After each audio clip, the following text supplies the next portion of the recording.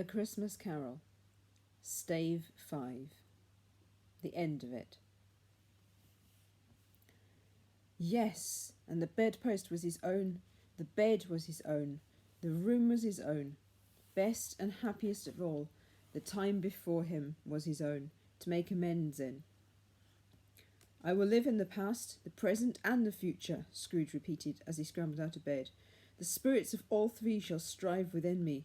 O Jacob Marley, heaven and the Christmas time be praised for this. I say it on my knees, old Jacob, on my knees. He was so fluttered and so glowing with his good intentions that his broken voice would scarcely answer to his call. He had been sobbing violently in his conflict with the spirit, and his face was wet with tears. "They are not torn down," cried Scrooge, folding one of his bed curtains in his arms. "They are not torn down, rings and all. They are here. I am here. The shadows of the things that would have been may be dispelled. They will be. I know they will." His hands were busy with his garments all this time, turning them inside out, putting them on upside down, tearing them, mislaying them, making them parties to every kind of extravagance. "I don't know what to do," cried Scrooge, laughing and crying in the same breath, making a perfect lampoon of himself with his stockings. "I am as light as a feather. I am as happy as an angel. I am as merry as a schoolboy. I am as giddy as a drunken man. A Merry Christmas to everybody. A Happy New Year to all the world. Hello there, whoop, hello." He had frisked into the sitting-room and was now standing there, perfectly winded. "There's the saucepan that the gruel was in," cried Scrooge, starting off again and going round the fireplace. "There's the door by which the ghost of Jacob Marley entered. There's the corner where the ghost of Christmas present sat. There's the window where I saw the wandering spirits. It's all right. It's all true. It all happened. Ha, ha, ha." Really, for a man who'd been out of practice for so many years, it was a splendid laugh, a most illustrious laugh, the father of a long, long line of brilliant laughs.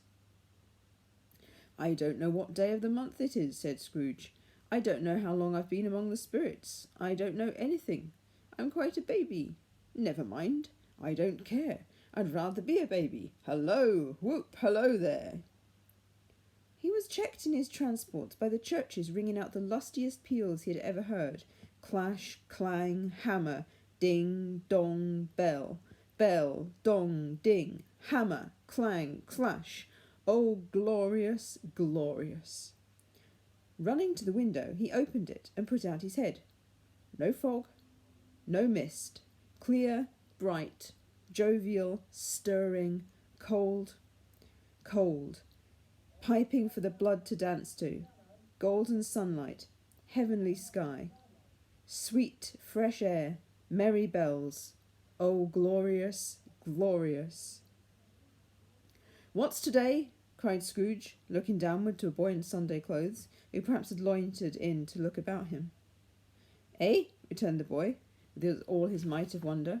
"What's today, my fine fellow?" said Scrooge. "Today?" replied the boy. "Why? Christmas Day." "It's Christmas Day," said Scrooge to himself. "I haven't missed it. The spirits have done it all in one night. They can do anything they like. Of course they can. Of course they can. Hello, my fine fellow." "Hello," returned the boy. "Do you know the poulterers in the next street but one, at the corner?" Scrooge inquired. "I should hope I did," replied the lad. "An intelligent boy," said Scrooge, "a remarkable boy. Do you know whether they've sold the prize turkey that was hanging up there? Not the little prize turkey, the big one." "What, the one as big as me?" returned the boy. "What a delightful boy," said Scrooge. "It's a pleasure to talk to him. Yes, my buck." "It's hanging there now," replied the boy. "Is it?" said Scrooge. "Go and buy it." "Walker?" exclaimed the boy. "No, no," said Scrooge. "I am in earnest. Go and buy it, and tell them to bring it here, that I may give them directions where to take it. Come back with the man, and I'll give you a shilling. Come back with him in less than 5 minutes, and I'll give you half a crown." The boy was off like a shot. He must have had a steady hand at a trigger who could have got a shot off half so fast. "I'll send it to Bob Cratchit's," whispered Scrooge, rubbing his hands and splitting with a laugh. "He shan't know who sends it. It's twice the size of Tiny Tim.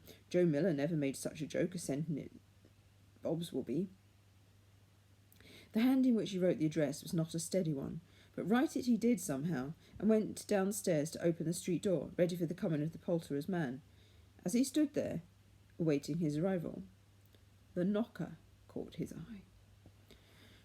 "I shall love it as long as I live," said Scrooge, patting it with his hand. "I scarcely ever looked at it before. What an honest expression it has in its face. It's a wonderful knocker. Here's the turkey. Hello, whoop! How are you? Merry Christmas!" It was a turkey. He never could have stood upon his legs, that bird. He would have snapped them off short in a minute, like sticks of sealing wax. "Why, it's impossible to carry that to Camden Town," said Scrooge. "You must have a cab." The chuckle with which he said this, and the chuckle with which he paid for the turkey, and the chuckle with which he paid for the cab, and the chuckle with which he recompensed the boy, were only to be exceeded by the chuckle with which he sat down breathless in his chair again, and chuckled till he cried. Shaving was not an easy task, for his hand continued to shake very much, and shaving requires attention, even when you don't dance while you're at it. But if he had cut the end of his nose off, he would have put a piece of sticking plaster over it, and been quite satisfied. He dressed himself all in his best, and at last got out into the streets. The people were by this time pouring forth, as he had seen them with the ghost of Christmas present, and walking with his hands behind him, Scrooge regarded everyone with a delighted smile. He looked so irresistibly pleasant, in a word, that 3 or 4 good-humoured fellows said, "Good morning, sir, and Merry Christmas to you." And Scrooge said often afterwards that of all the blithe sounds he had ever heard, those were the blithest in his ears. He had not gone far, when coming on towards him, he beheld the portly gentleman who had walked into his counting-house the day before, and said, "Scrooge and Marley's, I believe."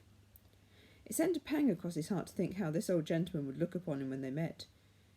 But he knew that what path lay straight before him, and he took it. "My dear sir," said Scrooge, quickening his pace, and taking the old gentleman by both his hands, "how do you do? I hope you succeeded yesterday. It was very kind of you. A Merry Christmas to you, sir." "Mr. Scrooge?" "Yes," said Scrooge, "that is my name, and I fear it may not be pleasant to you. Allow me to ask your pardon, and will you have the goodness—" Here Scrooge whispered in his ear. "Lord bless me!" cried the gentleman, as if his breath were taken away. "My dear Mr. Scrooge, are you serious?" "If you please," said Scrooge, "not a farthing less. A great many back payments are included in it, I assure you. Will you do me that favour?" "My dear sir," said the other, shaking hands with him, I don't know what to say to much "Don't say anything, please," retorted Scrooge. "Come and see me. Will you come and see me?" "I will," cried the old gentleman, and it was clear he meant to do it.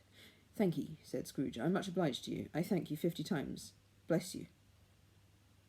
He went to church, and walked about the streets, and watched the people hurrying to and fro, and patted children on the head, and questioned beggars, and looked down into kitchens of houses, and up to the windows, and found that everything could yield him pleasure. He had never dreamed that any walk, that anything could give him so much happiness. In the afternoon he turned his steps towards his nephew's house. He passed the door a dozen times before he had the courage to go up and knock, but he made a dash, and did it. "Is your master at home, my dear?" said Scrooge to the girl. "Nice girl, very." "Yes, sir."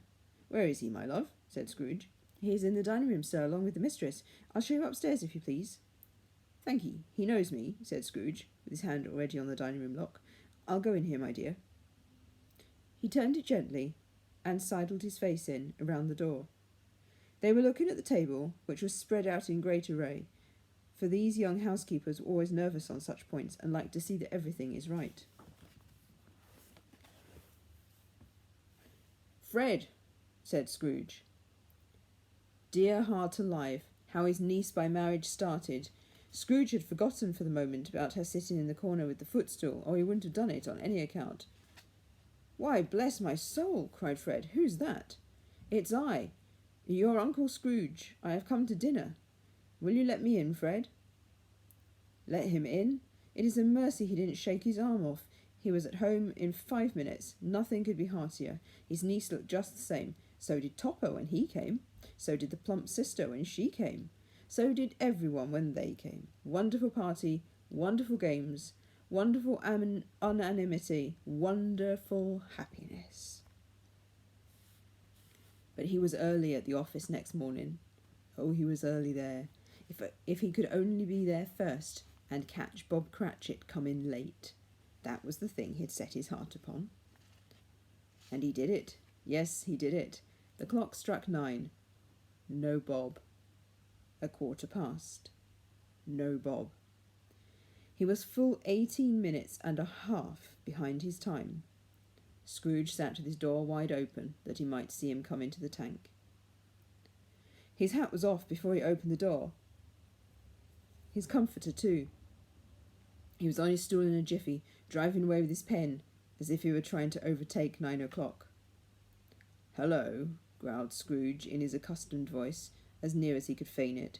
"What do you mean by coming here at this time of day?" "I am very sorry, sir," said Bob. "I am behind my time." "You are," repeated Scrooge. "Yes, I think you are. Step this way, sir, if you please." "It's only once a year, sir," pleaded Bob, appearing from the tank. "It shall not be repeated. I was making rather merry yesterday, sir." "Now I'll tell you what, my friend," said Scrooge. "I am not going to stand this sort of thing any longer.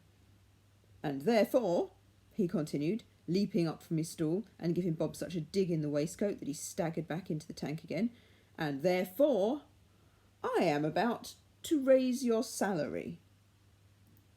Bob trembled and got a little nearer to the ruler. He had a momentary idea of knocking Scrooge down with it, holding him and calling to the people in the court for help and a straight waistcoat. "A Merry Christmas, Bob," said Scrooge, with an earnestness that cannot be mistaken, as he clapped him on the back. "A merrier Christmas, Bob, my good fellow, than I have ever given you for many a year. I'll raise your salary and endeavour to assist your struggling family, and we'll discuss your affairs this very afternoon over a Christmas bowl of smoking bishop, Bob. Make up the fires, and buy another coal scuttle before you dot another I, Bob Cratchit." Scrooge was better than his word. He did it all, and infinitely more. And to Tiny Tim, who did not die, he was a second father. He became as good a friend, as good a master, and as good a man as the good old city knew, or any other good old city, town, or borough in the good old world. Some people laughed to see the alteration in him, but he let them laugh, and little heeded them, for he was wise enough to know that nothing ever happened on this globe for good at which some people did not have their fill of laughter in the outset, and knowing that such as these would be blind anyway. He thought it quite as well they should wrinkle up their eyes in grins as have the malady in less attractive forms.